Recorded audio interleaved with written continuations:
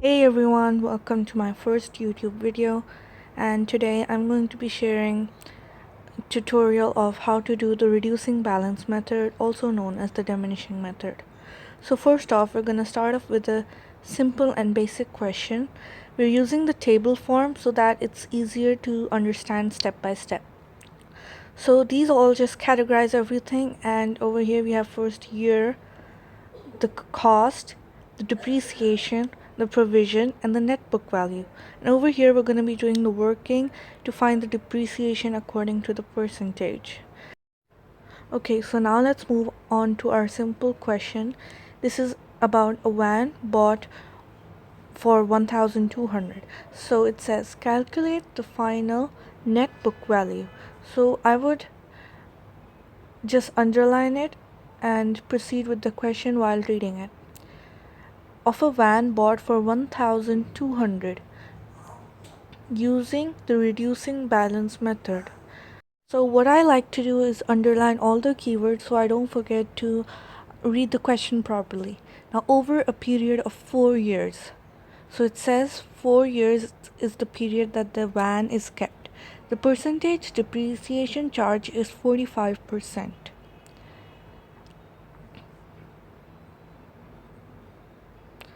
Now we'll move on to the calculation. So here's the cost.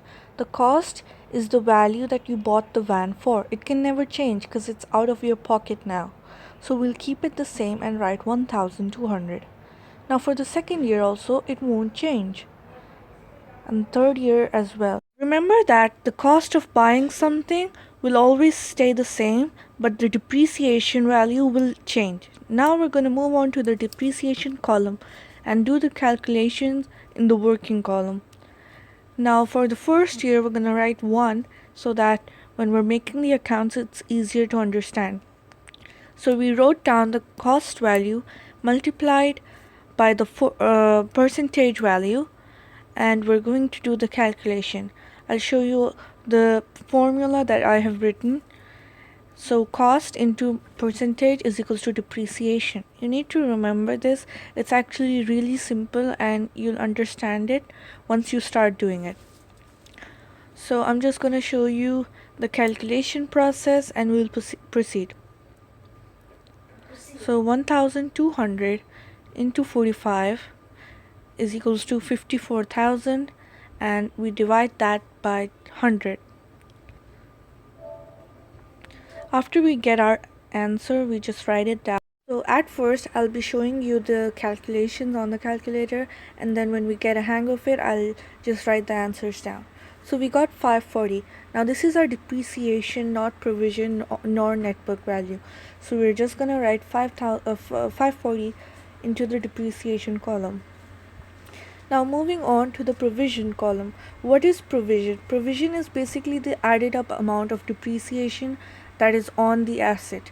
So for example, like for the first year, obviously the provision will stay the same because the machine is bought new and we can't really add up anything before that year. But for the second year, it will be different because we have another year's depreciation value already written down.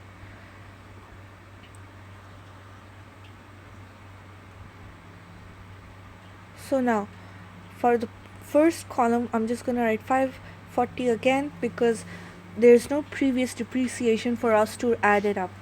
Now the net book value, the final net book value is what's asked in the question. So the net book value's formula is cost minus provision.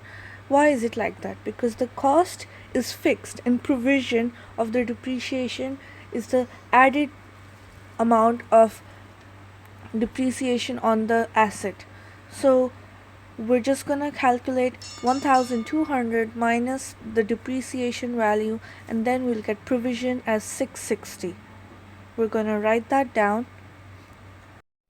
So 660.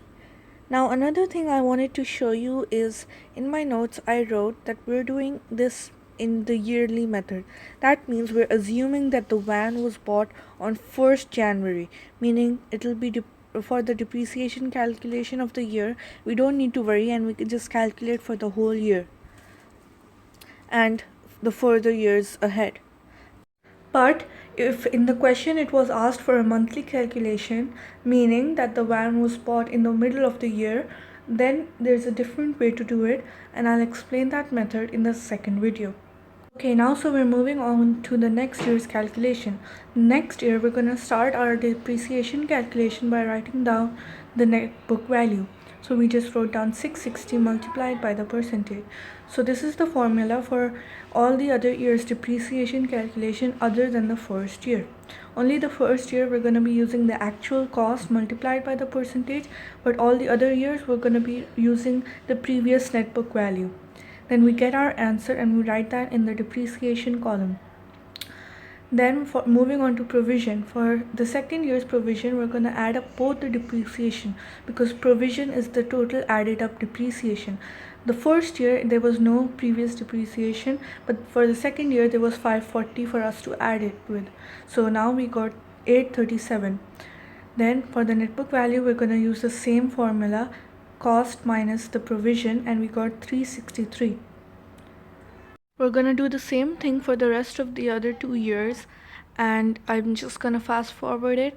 So we took the previous net book value 363 and multiplied it by the provision, by the percentage given, and we got 163. We're writing it in the depreciation column, and then we're adding up all the three depreciation until now and writing the provision. Then the net book value, we're subtracting the cost and provision together. And then the fourth year it's the same thing. It doesn't depend on the amount of years, because the last year's last net book value will be the final one they ask. That's the end of the video. Make sure you watch my other video, the part 2, in which we're going to be doing the word problems. These are the other subjects I'll be teaching in this channel. Make sure to like, subscribe and comment below. I have also added practice sums for you to practice at home, and the answers are here. So if you reached at this final net book value, then you know your answer is right.